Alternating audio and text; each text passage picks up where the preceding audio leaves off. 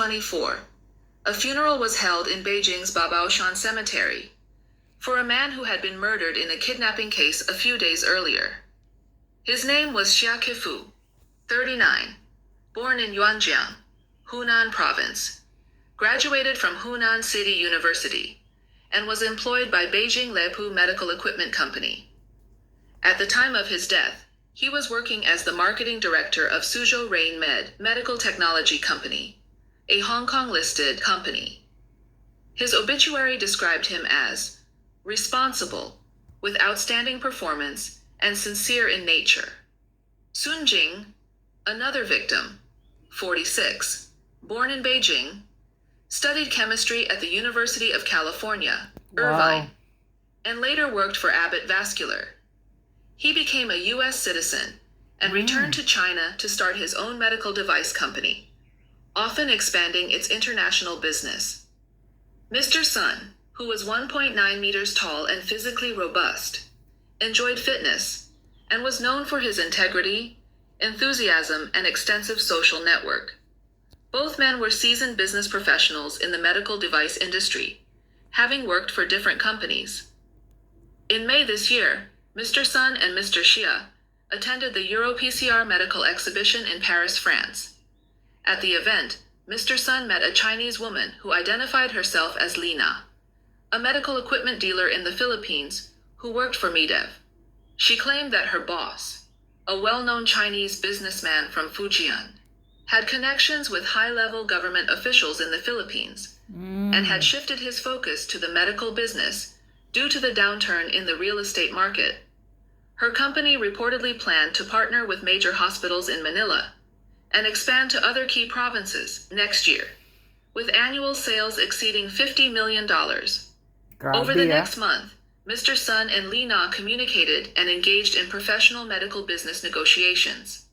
To encourage Mr. Sun to visit the Philippines for an on-site inspection and to negotiate product distribution, Li Na sent him relevant company certificates and a business invitation that included Mr. Sun's nationality and passport information.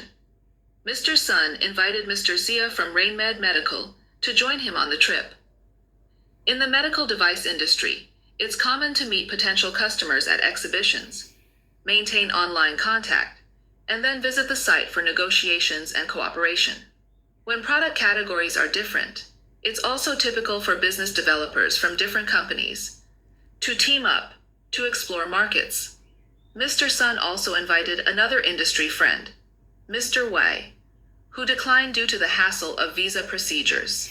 Lucky. At 12:55 p.m. on June 20th, Mr. Sun and Mr. Xia departed from Beijing Capital International Airport on Philippine Airlines flight PR359 to Manila, arriving at 6 p.m. They had already confirmed their return flight to Beijing on June 23rd. Before takeoff and after landing, Mr. Sun informed his assistant, Ms. Zhao, of his whereabouts. After the plane landed at 6:07 p.m., Mr. Xia sent a WeChat message to a colleague in China, after which his phone became unreachable, although WeChat messages continued to be sent. After collecting their luggage, Mr. Sun and Mr. Xia met the person sent by Li Na and quickly got into the arranged car. At about 6:57 p.m., Mr. Sun sent a photo from the car to a friend via WeChat.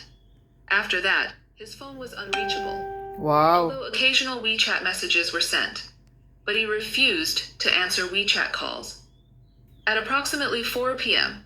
on June 21st, Mr. Sun's assistant, Ms. Zhao, received a WeChat call from Mr. Sun stating, "I'm in trouble here. I lost a poker game," and urgently requesting that 15 million RMB, approximately 2.07 million US dollars, be converted into USDT and wired to a designated account. Ms. Zhao requested a video call, which Mr. Sun refused, claiming that he was busy, and insisting that she urgently collect money from his parents and friends, emphasizing at least 5 million RMB by 5 p.m. tomorrow, and urging her to keep quiet and be discreet. Sensing something was wrong, Ms. Zhao quickly contacted Mr. Sun's family and several friends. At 7 p.m., one of Mr. Sun's friends, Mr. Gao, told Ms. Zhao that he must have been kidnapped because he mentioned losing poker games, and everyone close to Mr. Sun knew that he never gambled. Oh. Meanwhile, at 11:36 a.m. on June 21st, Mr. Jia's wife received several WeChat calls from Mr. Jia, sometimes with a third person's voice, claiming that he had lost money at a club and needed 5 million RMB, approximately $690,000. Grabe The callers soon identified themselves as kidnappers and threatened harm if the money was not sent.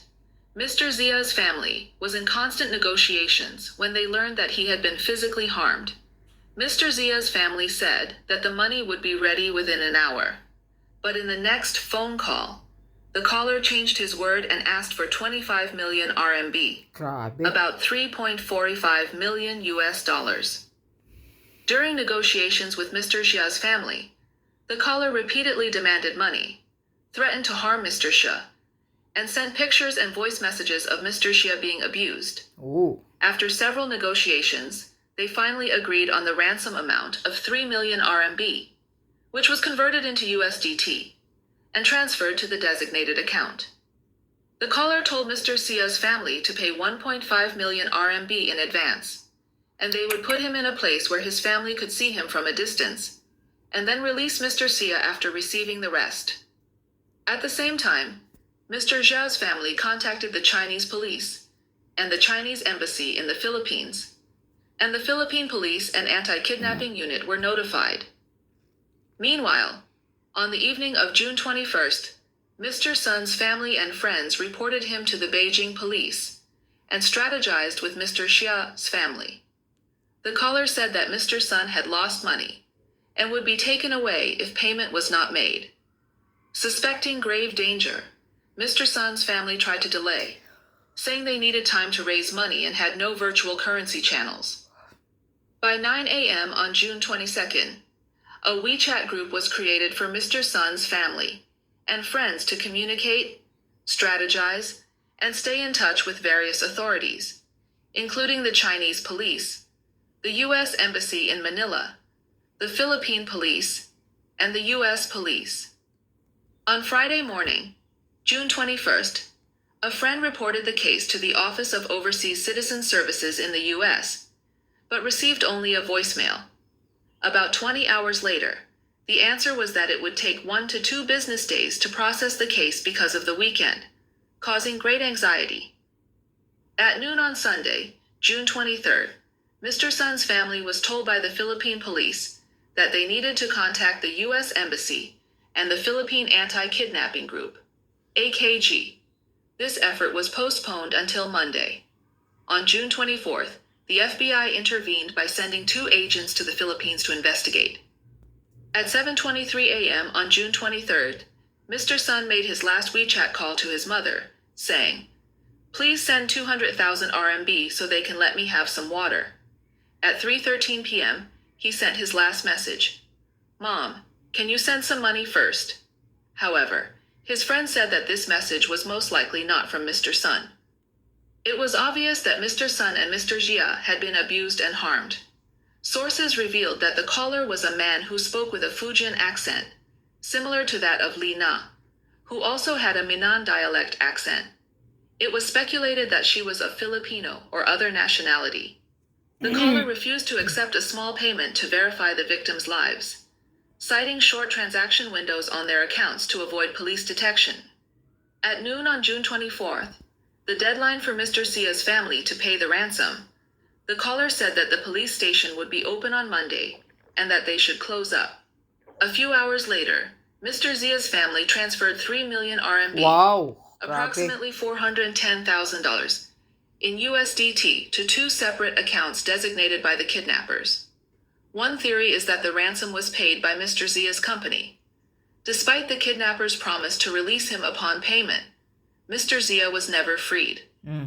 Soon after, on June 25th and 26th, local media in the Philippines reported a case of bodies found in the wilderness that closely matched the details of the 2 victims in this case. According to the reports, at 11:20 a.m. on June 24th, in Lavis Village, Bergene Patitinan, Sangyay, Camarines-sur.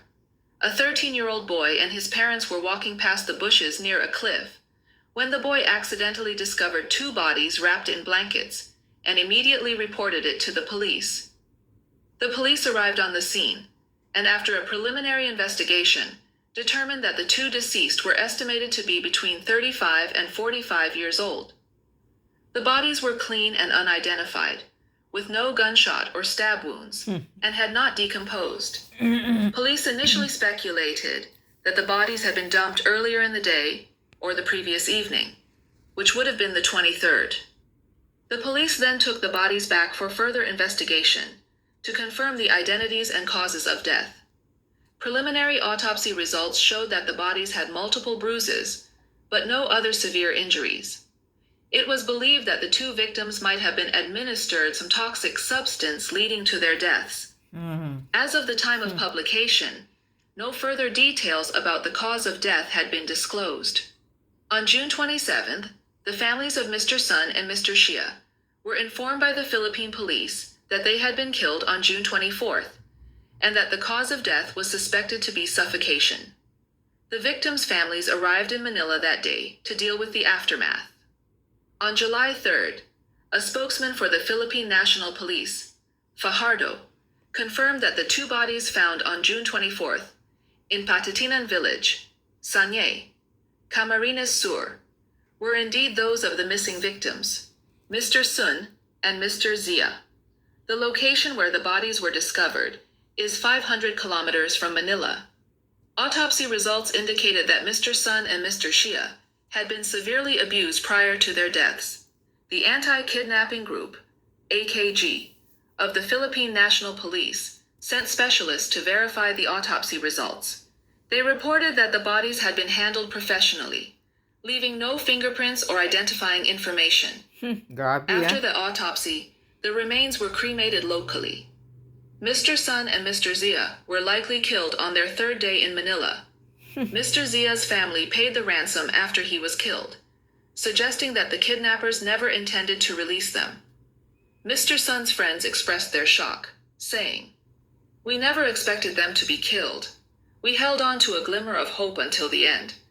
After the news broke, MIDEV in the Philippines immediately clarified that they did not have an employee named Lina, and that the invitation letter circulating online was not issued by their company. It was fake. The name Lina was undoubtedly an alias used by the criminals. On July 5th, an insider revealed that the police had identified Lina and at least one male suspect through photo comparisons. They confirmed that Lina is from Taiwan, but she is no longer in the Philippines. The police are still looking for all the suspects involved, including Lina. The insider also mentioned that similar criminal patterns have occurred before, and the name Lina has been linked to several kidnapping cases. At around 1 p.m. on July 5th, a reporter contacted the Anti-Kidnapping Group of the Philippine National Police to inquire about the progress of the investigation. The response was that the case was still under investigation, and specific details could not be disclosed. Mr. Sun and Mr. Zia had clearly fallen into a carefully planned trap, known in China as the pig slaughter scam. In this scam, the victim is like a pig being fattened for slaughter. The scammers first build a relationship of trust, a process called fattening the pig, often promising benefits, or painting a rosy future. Sometimes the scammer will even spend a small amount of money. When the time is right, they scam or kidnap the victim for ransom. This is the slaughter. Some cruel scammers will even kill the victim to eliminate any risk. There are various forms of pig slaughter scams, including romance and dating, travel invitations, job offers, and business inspections. The scammers usually set the trap in Southeast Asian countries, such as the Philippines, Malaysia, Indonesia, or Myanmar. After meeting the target, they kidnap them and demand a ransom from the victim's family. Some victims are forced to commit telecom fraud, typically targeting people in mainland China. Those of no further value are brutally killed and their organs sold. The choice of Southeast Asian countries is easy. Many of these countries have lax financial regulations, weak law enforcement, and some have abolished the death penalty. Chinese are often unfamiliar with Southeast Asian markets and environments, making them easy targets. The open capital markets in these countries attract fraudsters looking to make a quick buck. Corruption and language barriers also make it easier for fraudsters to operate. The harsh reality is that while Southeast Asian countries provide a fertile ground for these crimes, the masterminds and some of the perpetrators are Chinese targeting their compatriots. In recent years, there have been numerous real cases of Chinese nationals being kidnapped and killed in the Philippines. Some netizens have remarked that Filipino kidnappers, who take the money and still kill the hostages, are less trustworthy than South American gangs or Mexican drug cartels, underscoring the tragic and absurd nature of the situation. At the time of this writing, a recent report in local Philippine media on July 3rd stated that the Philippine Immigration Bureau had arrested a pregnant woman involved in kidnapping crimes in an upscale apartment in Pasay City, Metro Manila. She is said to be one of the leaders of a kidnapping and extortion gang. Authorities have not indicated whether this gang is connected to the recent kidnapping and killing of the two Chinese executives. The head of the Immigration Bureau's Fugitive Search Unit said in an interview, "Their gang is kidnapping Chinese people in the Philippines." Correct. This pregnant woman was in charge of contacting potential victims. When the victims agreed to meet at a certain place, the kidnappers would ambush and kidnap them and take them to their hideout, where they would demand ransom from the victims' families, often insisting on payment in USDT or other cryptocurrencies. This pregnant leader was particularly cunning, often using aliases to communicate with her accomplices and constantly changing her residence, posing significant challenges for immigration and police tracking. Her husband was previously arrested by the police anti-kidnapping squad and is currently being held in immigration detention. His case is still being processed, as he is also involved in another case. Mr. Sun's parents are in their 70s, and he has a son who is not yet 17. Mr. Zia's children are even younger. Wow. Their wives have lost their husbands, and their deaths have been a tremendous blow to their families. This is another case that calls for deep reflection and heightened awareness of safety precautions. Mr. Sun and Mr. Zia simply wanted to do business with Li Na, but what Li Na wanted was their money and their lives. Mr. Sun's funeral will be held in Beijing tomorrow, July 6th. We hope that Mr. Sun and Mr. Via can rest in peace, and that the criminals involved will be swiftly apprehended and brought to justice. The content and materials in this video are taken from the internet. Yeah, so, yan. Yan ang nakakatakot sa Pilipinas. That's why, precaution for all the tourist people. Kung sino yung mag-convince sa inyo to do business in the Philippines, please stop. Under this administration now, Philippines are really horrible, full of criminality, and it's very dangerous for all the tourists. So stop coming to the Philippines this time. Tourists, especially Chinese, stop coming to the Philippines because your life will be in danger. There's a lot of kidnappers in the Philippines and it's very scary and horrible. Tingnan nyo. Binibigyan na pala sila ng pera, ng ransom. Ang laki-laki, grabe. Tapos, pinapatay pa yung dalawa. At saka, style na yan. Parang na-recall ko tuloy yung sinasabi ni Picoy. Kay Jonathan Morales. Yung pinupuntahan siya sa bahay niya na sabi na papatayin, hindi na uso ngayon ang babarilin. Papatayin na lang ng lason na para aatakihin sa puso, yung ganon. Itong dalawang Chinese na executive na to, ganon ang kinamatay nila. Wala silang gunshots, mga bruises lang, siguro lumalaban sila. At ayan, Pinainom siguro ito ng lason kasi may toxic daw sa katawan according sa autopsy. So parang na-recall ko tuloy yung si Picoy na nagsasabi doon sa bahay ni Jonathan Morales sa pagkumbinsi niya kay Jonathan Morales na wag nang magsasalita sa Senado about kay Marcos Jr. sa Pedia Leaks. Na sasabi na papatayin yan, pare. Papatayin daw si Jonathan Morales.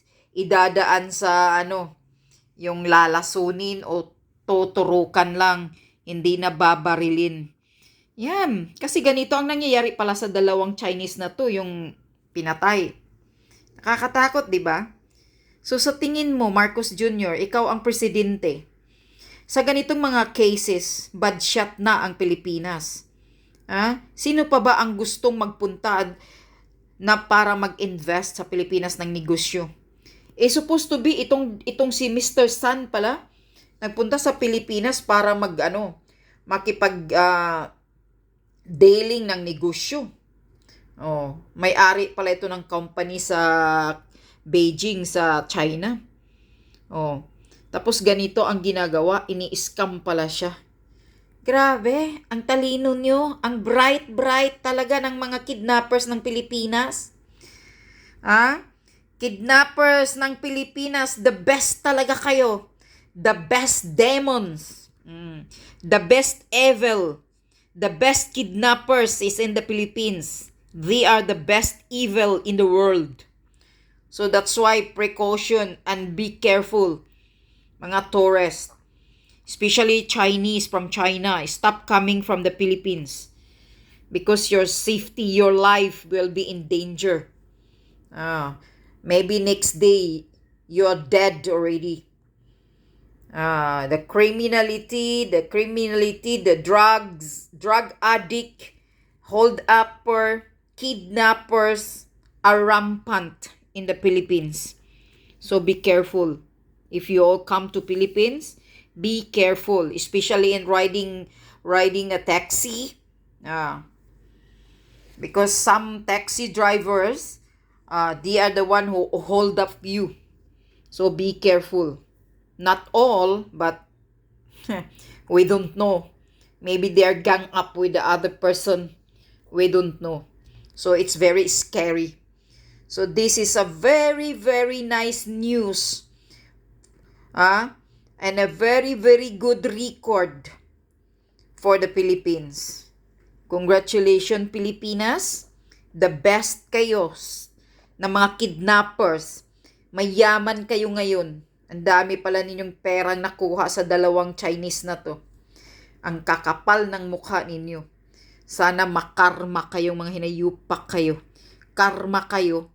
Habang kumakain kayo sa pira na galing sa ransom ng dalawa ito, sa pamilya na nagbibigay ng ransom sa inyo, sana mabalaukan kayo at mamatay ang buong pamilya mo. Kayong mga kidnappers. Yun lang yun. Kakarmahin sana kayo. Mga demonyo kayo. Nakakasira kayo sa pangalan ng Pilipinas. Kaya sino pa ang gustong mag-invest ng Pilipinas? Pag gano'n ang Pilipinas, ng record niya. Katulad nito, whole world balita ito eh. So, sino pa ang gusto? Kaya bagsak na bagsak. Walang na gustong mag-invest ng Pilipinas dahil ngayon sa under ni Marcos Jr. Dahil sa korupsyon na rampant of corruption, criminality, horrible, drugs. So, sinong magpunta ng mga investor dyan? Hindi ba ka naman stupido na presidente ka? Nagsasayang ka lang, nagwawaldas ka lang ng bilyon-bilyong biyahe mo. Sa isang biyahe mo, ilang bilyonis yung budget sa iyo. Pira ng taong bayang hinayupa ka, wala kang nakuha in return ng mga investor. Kaya inutil ka talaga.